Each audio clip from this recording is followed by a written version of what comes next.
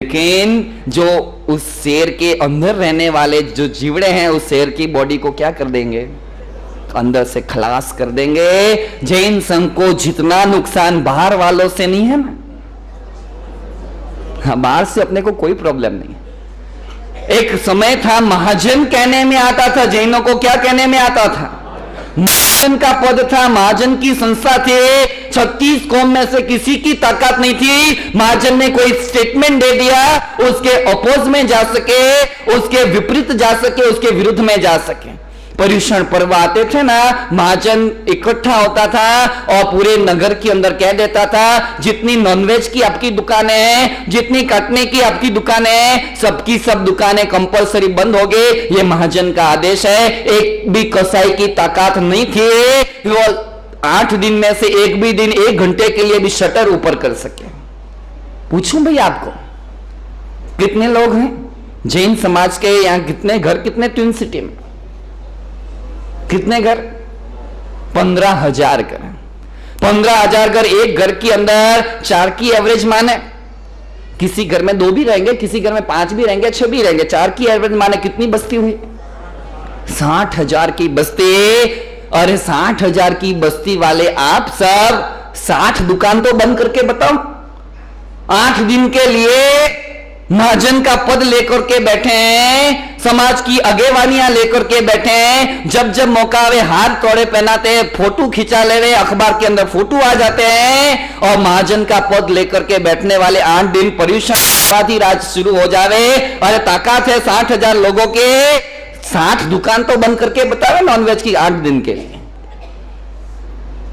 बनिया दे ताली पे ताली। मात्र अपना हालत कैसी, अपने समाज की हालत कैसे सुन लेंगे, सुन लेके मुंडी हिला देंगे और मुंडी हिला देने का हाँ सही है, सही बात है, सही बात है, 2 दिन 3 दिन जरा माहौल में भी रहेगा। और गुजराती के अंदर कहावत है, भजिયું तेल गरम हो ना तो भजिયું तળી लेવું છે। गर्मा गर्म तेल रहे तो पकोड़े तल लेने, एक बार तेल ठंडा हो गया उसके बाद में अपनी हालत ऐसी है कि अपना तेल जल्दी ठंडा हो जाता है। यहां मैं राजस्थान में था, बहुत साल रहा, चतुर्मास भी किए, राजस्थान के हर समाज से परिचित हूं, चाहे वो अग्रवाल समाज रहे, माहेश्वरी समाज रहे, राजपूत समाज रहे, राजपुरोहित समाज रहे, जाट समाज रहे, ब्राह्मण समाज रहे या और कोई समाज रहे, हर समाज से मैं परिचित हूं। हर इलेक्शन के ऊपर मेरी नजर रहती है। ऐसा मत समझ लेना कि मैं खाली जैन शास्त्र ही पढ़ता हूं। हाँ, टाइम्स ऑफ इंडिया भी पढ़ता हूं, इंडियन एक्सप्रेस भी पढ़ता हूं, हिंदी मिलाप भी पढ़ता हूं, वार्ता भी पढ़ता हूं, गुजरात समाचार भी पढ़ता हूं, मुंबई समाचार भी पढ़ता हूं। दुनिया भर की चीजें इस खोपड़ी के अंदर डालता हूं। और इलेक्शनों के ऊपर जब सीट, एक एक पार्टी जब सीट अलॉट करती है ना, किसके आधार पर होती है? जाति के आधार पर होती है। और एक सीट लेकर के राजस्थान में दिखाओ तो सही कि आपको आपकी जाति के आधार पर एक सीट मिल चुके, या एक ऐसी कौमों को देखा है जो एकजुट है, संगठित है, एक आवाज से हजारों की संख्या में इकट्ठा हो जाने वाली है। चीफ मिनिस्टर को उनके सामने हाथ जोड़ करके जाना पड़ता है। आपके वोट किसको देना? हमें देना। जैन समाज की हालत ताकत नहीं है एक एमएलए के पास में जाकर के एक छोटा सा काम करा सके। एक रास्ते को भगवान महावीर का नाम देना है, एक चौक को, एक चौराहे को, एक सर्कल को लेना है, उसमें 10 बार विचार करना पड़ता है।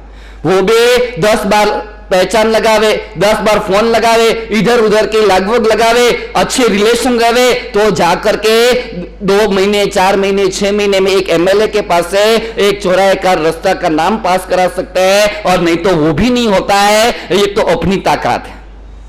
सबसे ज्यादा इनकम टैक्स भरने वाले जैन, देश का अर्थतंत्र जिसके आधार पर चलता है जीडीपी और ग्रोथ के पावर को सपोर्ट करने वाले, सबसे महत्व का योगदान जैन। भारत भर के अंदर पशु रक्षा के जितने काम हो रहे हैं, जीव दया की जितनी प्रवृत्तियां हो रही है, 85% प्रवृत्तियां करने वाले जैन। जब जब भी इस देश पर अकाल आया है, सुनामी आई है, भूकंप आया है या और कोई कुदरती आफत आई है, 75% वह राशि और सहायता भेजने वाले जैन, लेकिन न तो जैन समाज का राजनैतिक वर्चस्व है, न जैन समाज का सामाजिक वर्चस्व है, न जैन समाज की कोई सुनता है, मात्र और मात्र हम संगठित नहीं हैं। बहुत करते हैं, ये करना चाहिए, वो करना चाहिए, ऐसा करना चाहिए, वैसा करना चाहिए, लेकिन बात ही रहती है, होता कुछ भी नहीं है, और होता कुछ भी नहीं है, और 2500 सालों में कुछ नहीं हुआ है। 2500 सालों में मात्र अपन ने बात ही की है, जो बात नहीं करते काम कर देते थे ना, आज तक तो काम हो जाता था, कल्याण हो जाता था। यहां एक बात कान खोल करके सुन लेना दोस्तों, ये देश जब गुलाम हुआ ना, चाहे मुगलों का गुलाम हुआ, मुसलमानों का गुलाम हुआ, कि चाहे अंग्रेजों का, ईसाइयों का गुलाम हुआ, ये देश तब गुलाम हुआ जब इस देश के राजा महाराजाओं के अंदर क्या पड़ गई, फूट पड़ गए, और अंग्रेजों ने तो नीति अपनाई डिवाइड एंड रूल। दोनों राजाओं को लड़ाओ आपस के अंदर, एक दूसरे की टांगे खिंचाओ, आपस के अंदर वो लड़ेंगे, आपस के अंदर सीट के लिए झगड़ेंगे, राज सत्ता, राज सिंहासन के लिए आपस में झगड़ते रहेंगे, और उनको झगड़े कराते रहो, डिवाइड करते रहो, और देश के ऊपर अशासन करते रहो, रूल करते रहो। जो हालत उस समय की थी, तो आज भी ऐसी ही हालतें हैं। किसी को जैन समाज के संस्थाओं के अंदर देखता हूं मैंने भारत के अंदर मेरे दीक्षा पर्याय के 10 वर्षों के अंदर 16,000 किलोमीटर का प्रवास किया है। अभी दीक्षा को 10 साल हुए, और 10 साल के अंदर 16,000 किलोमीटर फिरा हूं। एमपी भी गया हूं, गुजरात भी फिरा हूं, राजस्थान भी फिरा हूं, यहां साउथ की अंदर भी इस बार आना हुआ, महाराष्ट्र के अंदर आना हुआ, और भी क्षेत्रों के अंदर जाना हुआ। जैन संघों की हालतें देखता हूं, जैन संस्थाओं की हालतें देखता हूं, और संघ और संस्थाओं को संभालने वाले आगेवान लोगों की हालतें देखता हूं। जब वो आपस में 10 जने, 8 जने, 11 जने, 20 जने की जो कमेटियां हैं, 30 जने की जो कमेटियां, वो आपस में ही एक होते हैं। जब वो आपस में एक नहीं होंगे संस्था के पदाधिकारी, तो समाज को और संघ को क्या एक करने वाले हैं?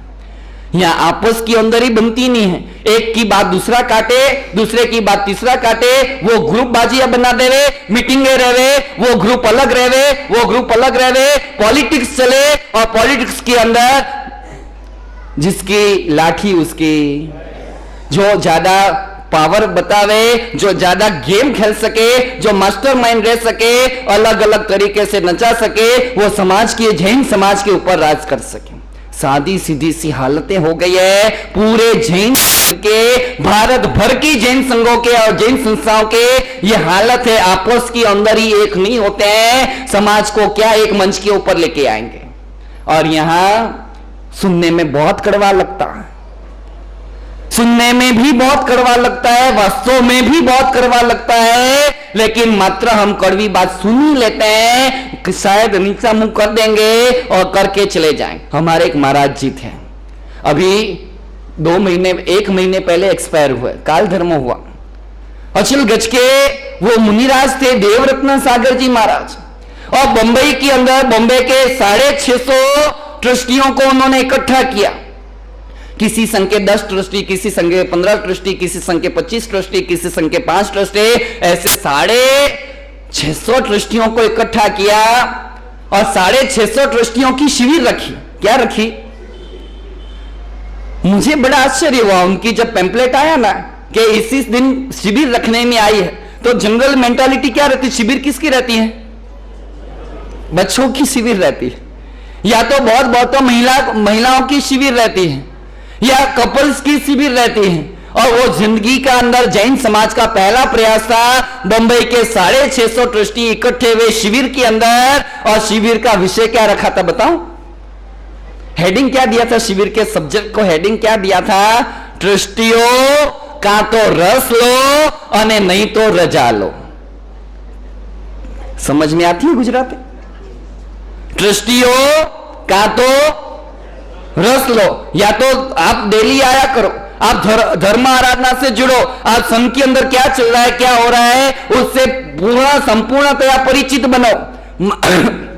मात्र आप करोड़पति हो, मात्र आप अब्जोपति हो, मात्र शहर के अंदर आपका बड़ा नाम है और इसलिए आपको पोस्ट मिल गए और आना नहीं, देखना नहीं, रस नहीं लेना। तो देवरत्न सागर जी महाराज ने उसी शिविर के हेडिंग के अंदर क्या बोल दिया था, कहां तो रस लो ने कहां तो सीट खाली करो। तो जो एक्टिव हैं, जो काम करने वाले हैं, उनको सीट दे दो, लेकिन अपने को तो रस लेने में भी इंटरेस्ट नहीं है और रजा लेने में भी रस भी लेना नहीं है। ये एक नहीं, आपको कह दूं, मैं किसी को व्यक्तिगत रूप से नहीं कर रहा, मैंने भारत भर के सभी संघों को देखा और भारत भर के सभी संघों की इंटरनल परिस्थितियां को ये आज आपके सामने रखता हूं। कड़वी बात लगेगी, लेकिन वो देवरत्न सागर जी महाराज ने पहल की थी कि यार संघ को चलाना है, आपका घर नहीं चलाना है। आपके घर के अंदर आप ऐसे ही बैठे रहोगे तो भी चल जाएगा, लेकिन परमात्मा महावीर का शासन चलाना है,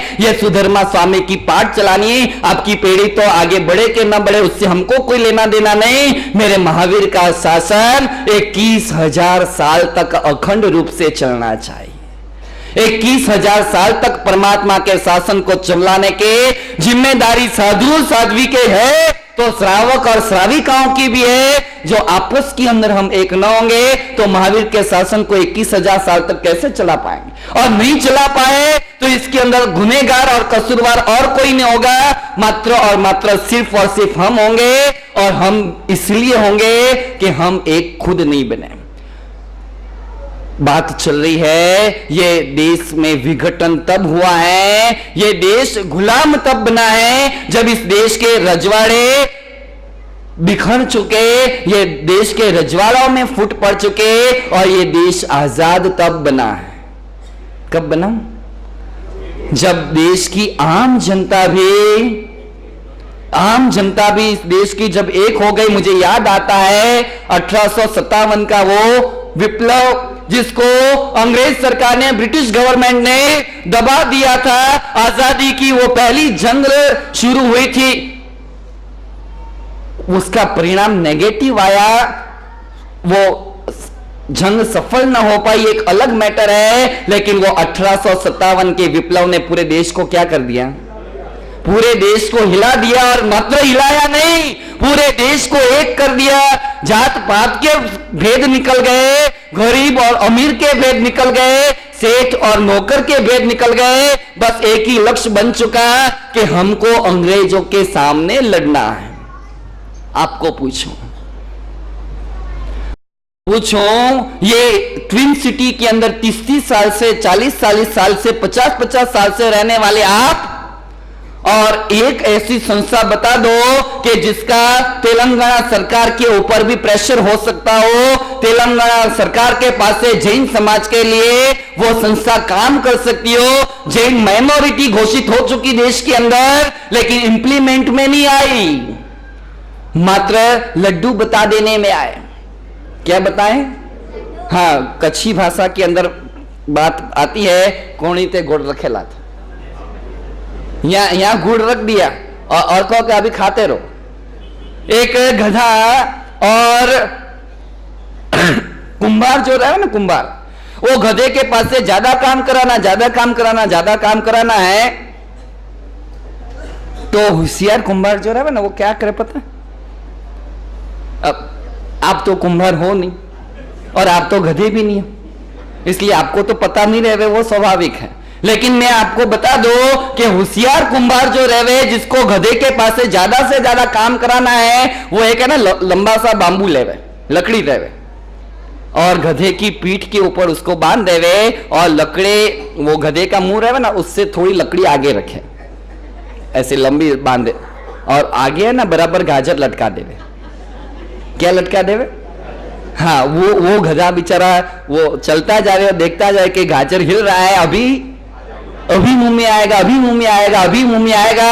उल्लू बने आप, उल्लू बने इस सरकार की नीतियों से कि जैन माइनॉरिटी का लड्डू बता दिया और लड्डू बताने के बाद में आप लोगों को लगा कि हमारे बच्चों को मेडिकल की सीटें मिल जाएगी। आप लोगों के दिमाग में ऐसा फटाने में आया कि आप अपने के बच्चों का इंजीनियरिंग के अंदर अच्छा हो जाएगा, परसेंटेज में ये हो जाएगा, फलाना हो जाएगा, ढिकना हो जाएगा, न जाने कितनी कितनी बातें आपके दिमाग के अंदर भरमा देने में आए। अरे अभी माइनॉरिटी का कमीशन जब इकट्ठा हुआ था ना, सिख भी माइनॉरिटी में है, पारसी भी माइनॉरिटी के अंदर है, और जब सीट का अलॉटमेंट हुआ था 97% से सीट मात्र एक ही संप्रदाय को, एक ही धर्म को देने में आई। 97%, कोई अस्तित्व नहीं है आपका।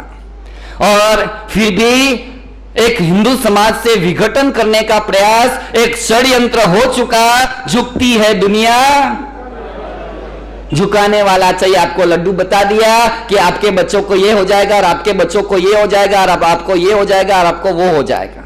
यहां हिंदू समाज से अलग करने का पूरा षड्यंत्र, डिवाइड एंड रूल की नीति तब भी थी और डिवाइड एंड रूल की नीति आज भी है। मेरी बात यहां लोगों को समझ में आएगी कि नहीं आएगी मुझे पता नहीं है, और मेरा इंटेंशन भी नहीं है कि आप सबके समझ में उतरे, कारण के ये सब गंभीर बातें हैं। ये आधे घंटे एक घंटे की बातें नहीं, इसका डिटेल से जिसने रिसर्च किया है, ऐसे समस्त महाजन की संस्था हमेशा चंद्रशेखर विजय जी महाराज तपा गज के ये इनको युग प्रधान आचार्य संबोधन करने में आया। चंद्रशेखर विजय जी महाराज ने आदि अन्य अन्य गीतार्थों ने हमेशा हमेशा हमेशा जैन माइनॉरिटी का विरोध किया, कारण कि वो गीतार्थ थे, दीर्घ दृष्टि वाले थे, लंबी सोच वाले थे, छिछरी बातें वाले नहीं थे कि भाई अपने बच्चे का 10 साल के बाद क्या होगा, कि 20 साल के बाद वो संघ का जैन शासन का भविष्य, 200 साल के बाद इस माइनॉरिटी से क्या तकलीफ होगी, ये 500 साल के बाद कैसे विघटन हो जाएंगे। वो दीर्घ दृष्टि वाले आचार्य भगवान थे और उन्होंने ये सारी की सारी बातें देखे थे। बातें तो बहुत सारी है, प्रश्न सामाजिक भी बहुत सारे हैं। आपको लगेगा सामाजिक प्रश्नों का बात करने की जैन साधु को जरूर क्या है। मैं सुनता हूं प्रवचन माला चल रही है ना, आज कौन सा वह प्रवचन है पता, कितने दिन हो गए, कितने दिन हुए, और लगभग 15 से ज्यादा प्रवचन हो चुके हैं। पॉजिटिव रिजल्ट भी मिल रहा है और नेगेटिव बातें भी सुनने में आती हैं। महाराज जी को परिवार के ऊपर बोलने की क्या जरूरत है, महाराज जी का तो काम है आगे शास्त्रों का उपदेश दो, शास्त्रों की बातें करो। ऐसे लोगों की भी दुनिया में कमी। हालांकि मैं टेंशन नहीं लेता, किसी के बाप की चिंता नहीं करता। गुरु महाराज ने कहा दुनिया में डरना नहीं, किसी से डरना है तो परमात्मा से डरो और डरना है तो अपने पाप से डरो। बाकी ये तो दुनिया है, कभी अच्छा बोलेगी कभी बुरा बोलेगे, ये लोटिये की तरह है, यानी चिंता नहीं करता हूं। फिर भी सुनने में जब बात आती है तब ऐसे भी शब्द निकलते हैं, भले वो 1%, 2% के 3% रहे, परसेंटेज वाइज वो बहुत कम रहे, लेकिन जब सुनते हैं तब लगता है उनको बताने की जरूरत है। जो ऐसा बोलते हैं कि जैन साधु को घर के बारे में बात करने की क्या जरूरत है, जैन साधु को परिवार के ऊपर बोलने की क्या जरूरत है, जैन साधु को सामाजिक रूप में बोलने की क्या जरूरत है, उन अक्ल के बारदानों को कहना पड़ता है, मूर्खों को कहना पड़ता है कि 1000 साल पहले आज से आचार्य भगवान हरिभद्रसूरी महाराज हुए। कौन हूं? हरिभद्रसूरी महाराज, यानी कोई आलतू फालतू व्यक्ति नहीं थे। 1444 ग्रंथों की रचना करके सूरी पुरंदर चक्रवर्ती पद को जिन्होंने प्राप्त किया था, जिंदगी में 1444 शास्त्रों की जिन्होंने रचना की, विशिष्ट विद्वान, विशिष्ट गीतार्थ ऐसे ज्ञानी पुरुष थे। और उनको जब श्रावक ने प्रश्न पूछा, गुरुदेव हमको परमात्मा प्रिय बनना है, हमको करना क्या पड़े। और जब आचार्य भगवान इतनी टॉप की ऊपर की पहुंची हुई हस्ती है, इतने विशिष्ट प्रतिभाशाली व्यक्ति है, आपको लगेगा कि क्या जवाब दिया होगा। परमात्मा प्रिय बनने के लिए आचार्य भगवान ने उपाय क्या बताया। आप मैं से पूछूं ना तो अभी मुझे अलग अलग जवाब, मुझे पूछना नहीं है, लेकिन जवाब एक के एक रटे रटाए कॉमन मिलेंगे कि जिसको परमात्मा प्रिय बनना हो उसको तपस्या करनी पड़े, जिसको परमात्मा प्रिय बनना हो उसको प्रतिक्रमण करने पड़े, जिसको परमात्मा प्रिय बनना हो उसको परमात्मा की आज्ञा के ऊपर चलना पड़े। ऐसे ही बोलोगे ना, रटे रटाए जवाब है। इतने सालों से साधु साधियों के व्याख्यान सुन करके बस एक ही एक बात जो मशीन के अंदर फिट कर दिया है, वही कि वो तोता जैसे पट पट पट पट पट पट बोलता है ना, ऐसे ऐसे रटा रटाए जवाब आपके पास में फिट है। पूछता हूं कि आपको कहां जाना है, कौन सी गति में जाना, तो एक ही बात, कहां जाना है, किसको जाना है वो बोलो। जिसको जाना हाथ ऊपर करो तो भाई, हाँ करो, इसलिए फिर बाद में बताऊं। आप एक बाजू बोलते हैं जाना मोक्ष में, रात को रोज 10-10 बजे 10:30 बजे रोज रात को ठोकोगे तो मोक्ष में जाओगे, रात को खाना खाओगे मोक्ष में जाना है। बातें तो इतनी बड़ी करनी है, बादशाह के जैसा रुआ है कि जाना कहां है, मोक्ष में जाना है। और जाते हैं होटल के अंदर, जाते हैं होटल के अंदर और बातें मोक्ष की करती हैं। महावीर तारा मार्ग थी और मैं लाखों योजन दूर रहे। अपनी कथनी में अंतर है, अपनी करनी में अंतर है, अपने मन में कुछ अलग चल रहा है और अपन दिखावा कुछ अलग कर रहे हैं। विचार करो कहां से काम होगा भाई, कहां से कल्याण होगा, कहां से उद्धार होगा। यहां बात इतनी सी है,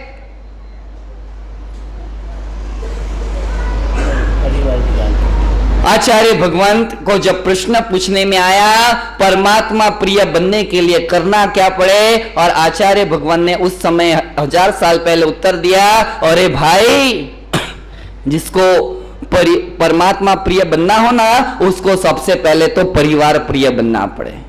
क्या बनना पड़े, परिवार के आपके ठिकाने नहीं है और रोज सामयिकी की बैगे ले ले करके उपाश्रय और थानकों के अंदर दौड़ते हो, 2 घंटे 3 घंटे वहां बिता दिए और घर के अंदर रामायण और महाभारत चल रही है, माला गिनने बैठोगे मन लगेगा।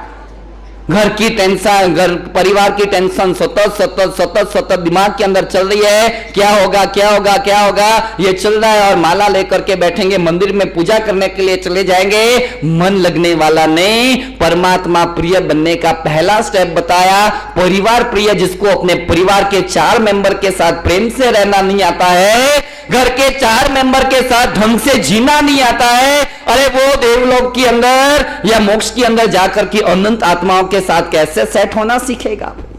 यहां छोटी सी बात कुछ ही लोगों के दिमाग में बैठेगी।